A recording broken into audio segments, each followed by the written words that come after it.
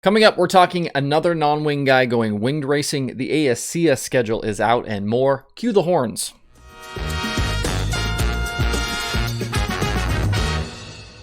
Today is Wednesday, December 8th, 2021. Welcome into Dirt Tracker Daily. I'm Justin Fiedler. I mentioned back on Monday's Daily Show that Chris Windom had talked at the Dome about going winged racing for 2022, and yesterday we learned that another veteran non-wing driver was making the move as well. It had been rumored for a bit, but it's official. Kevin Thomas Jr. will be full-time with the All-Star Circuit of Champions next season. He's partnering with California car owner Clayton Snow to attack the full schedule with eyes on the World of Outlaws for the future. KTJ is joining Windom in following Tyler Courtney into winged competition after successfully running without the wing for several years. Thomas had a resurgent season with the USAC sprint cars, finishing second in the points on the strength of 9 wins, 29 top 5s, and 37 top 10s in 43 starts.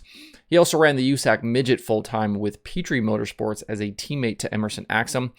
On that side, he had 10 top 5s and 23 top 10s in 40 starts. Car owner Snow has had a variety of drivers in his equipment through the years, most recently partnering with Brock Zierfoss and grabbing a win at the Copper Classic at Arizona Speedway with the ASCS Southwest region. The car will be the 9K and supported by a lot of KTJ's existing partners, including Dr. Pepper, McDonald's, and the Ronald McDonald House Charities. The team will be based out of Indiana, and preparations for next season have already begun.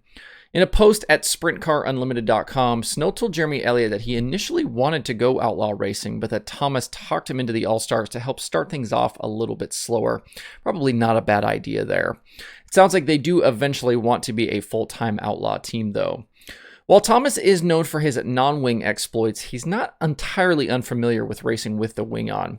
He has an ASCS regional win from back in 2017 and attempted that year to be a full-time winged racer before things went sideways.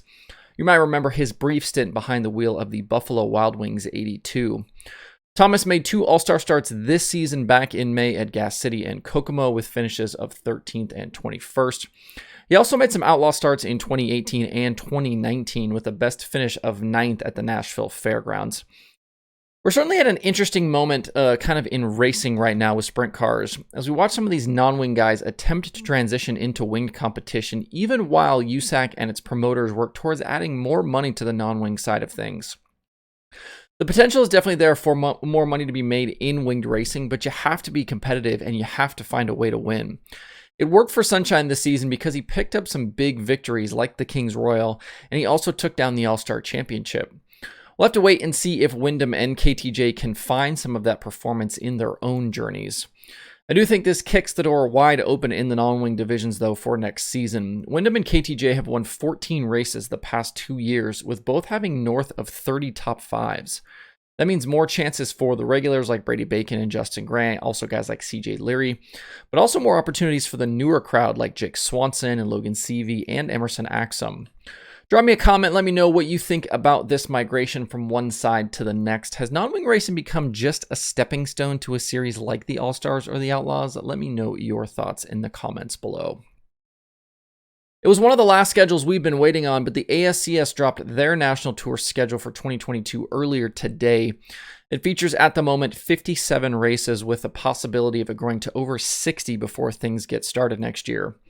The face of the series is changing next season, with new owner Terry Maddox keeping the slate of races more located around the Midwest and dropping the West Coast and East Coast races. In the past, that schedule included California and Washington stops, plus races in Pennsylvania. There's none of that now for next season.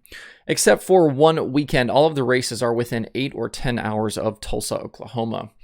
The season will start March 18th and 19th at Devil's Bowl Speedway in Texas and conclude in late October at Creek County in Oklahoma. Most of the races on the calendar will pay at least $3,000 to win, with several paying much more than that. A lot of the traditional stops and tracks are still on the schedule, including the 360 Nationals at Knoxville and the Hockett-McMillan Memorial. The full season will be streamed live on Flow Racing as well. If you want to see the full schedule, visit ASCSracing.com. Stay tuned for more about the ASCS. I should have a new Conversations podcast out soon, kind of centered around all of this. A quick note about the USAC schedules. They tweeted out yesterday that they will release their 2022 schedules during the PRI show on Thursday and Friday. That should be just about it for the major racing series and their 2022 dates. We've got the Outlaws, All-Stars, ASCS, and Lucas, but we're still waiting for some like Summer Nationals, Power Eye, and some of the smaller regional series. Don't forget, as the off-season progresses, the front page of DirtTracker.com is a great place to check for any news that's dropped through the course of the day. That page updates automatically every 15 minutes, so you know the links are always fresh, plus you don't have to wait for me to see the news and then post it. All of the major racing series are represented on that page, as are the major news outlets. I wanted to jump back briefly to yesterday's topic about championships not seeming to matter. In the YouTube comments, Chuck mentioned that all that really kind of matters right now is money when it comes to racing. And I'm wondering if the rest of you feel that same way. I fully understand that a lot of these guys are trying to make a living driving race cars, so money will always be a central factor. But in terms of how we view and perceive the actual racing, does the money mean more than the championships and the wins? It seems to me at the highest levels of motorsports, you don't hear much about the prize money in the championship winnings. But with dirt racing, to-win amounts and season-long payouts are an ongoing topic of conversation. Is that because we as fans care about it, or is that because it's something that gets talked about by teams and drivers a lot, and then we in turn latch onto that? In talking earlier in this episode about wing versus non-wing, a central theme of that migration is the chance to win more money on the wing side. So this is kind of seeped into all areas of the racing and of the sport. And as a competitor myself, I hope we haven't reached a point where the prestige of wins and championships has been completely overshadowed by the cash to be made along the way. I think that would be a really big shame here. The offseason is basically upon us, but there's still plenty of other dirt racing podcast episodes to listen to besides this one.